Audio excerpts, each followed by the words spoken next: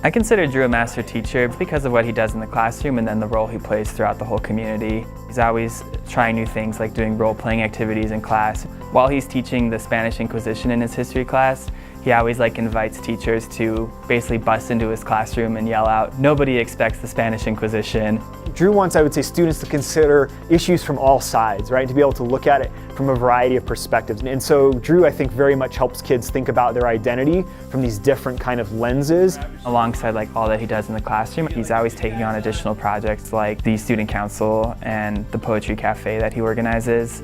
And it's those other initiatives that really add so much value to the school. When you come across with that deep authenticity, it's very easy to relate to other people. When I talk to Drew, I'm always more inspired personally to continue our work here and to continue helping out students and families in whatever way possible.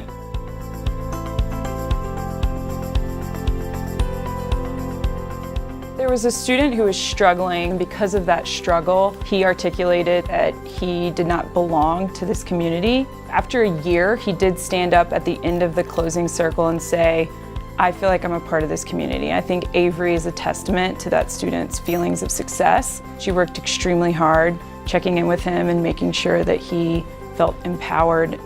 I'm so proud that she's the first special education master teacher in our network, and I think that speaks to how hard she works for all students who are struggling. She is consistent, she's dedicated, and she's just overall loves what she does.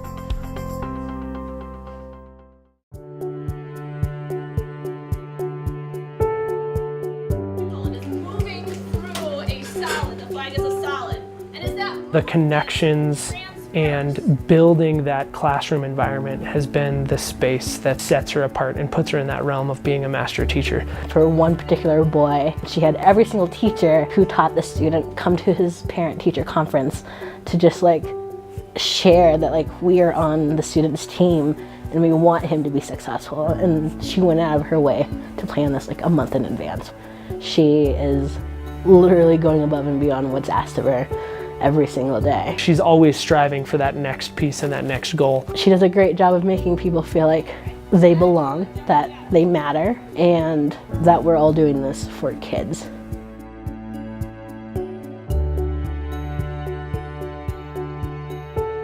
It's not an uncommon thing for a kid to say, I didn't like writing or I wasn't good at writing before her class, and then after, it's my favorite subject, or now I feel really confident in it. That's a very normal thing for kids to say at the end of the year.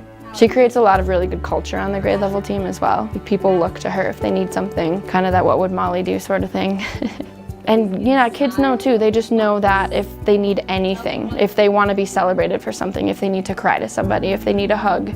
Just the cultural impact that she has keeps our team strong, and it's because of her work with students and her work with staff that our team is always so successful. She's funny, she loves 90s hip hop, she has hilarious jokes, and she's the queen of memes, and this kind of positive impact on our team just makes us smile and reminds us the joy of teaching and why we're here.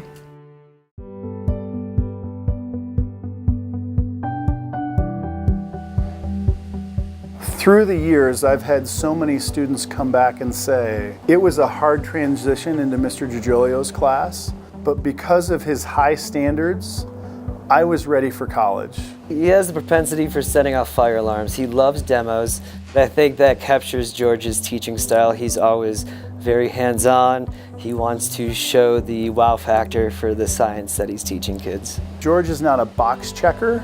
There are times when I think we're all caught up in, okay, I gotta do this, and I gotta do this, and I gotta do this, and you see George and you see him totally invested in what his students need first, and that's a really refreshing thing for all of us to see. I think of George as my uncle, my old uncle, the guy that you always want to hang out with. He's always fun, who always has a lot to share, and the learning never stops with George, and I think that's infectious.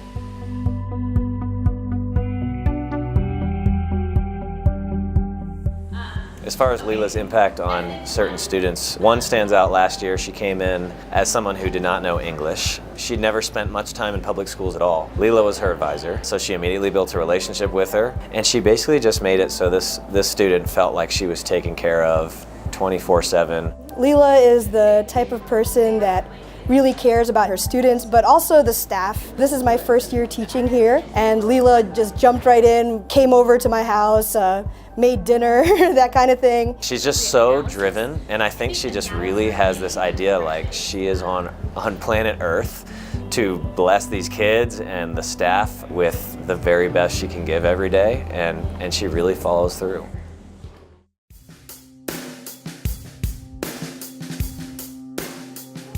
Sarah won an award for courage last year, and that's definitely the core value that she represents the most because she brings out courage in students. There was a student I had last year who struggled a lot. He was the shyest student I think I had that year, and this year he's in Sarah's theater class.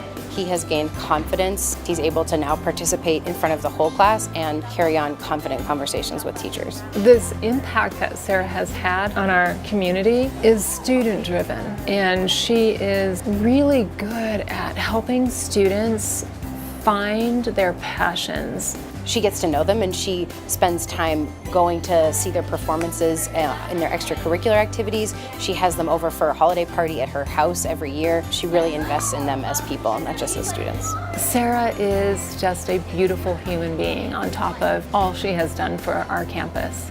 She's the teacher that I hope to become someday, and I think there are many people at DSST who feel that way.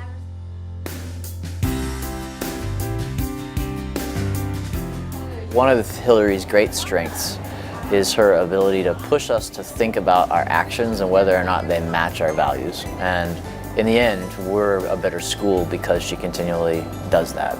And that's one thing about her I really respect. I was meeting people at the Relay Graduate School of Education, and the first thing people asked each other was, well, who's your mentor teacher? And as soon as I told them that Hillary would be my mentor teacher, they let me know, oh, you're gonna learn everything from Hillary. Even experienced teachers were telling me, I wish I was Hillary's apprentice teacher this year. She bleeds Michigan State green. Her kids absolutely love Michigan State, and I think her relationship with her school helps kids understand what relationship they could have in the future with their school. The combination of having an amazing command of the academic side as well as such a commitment to kids and their personal growth makes Hillary a master teacher.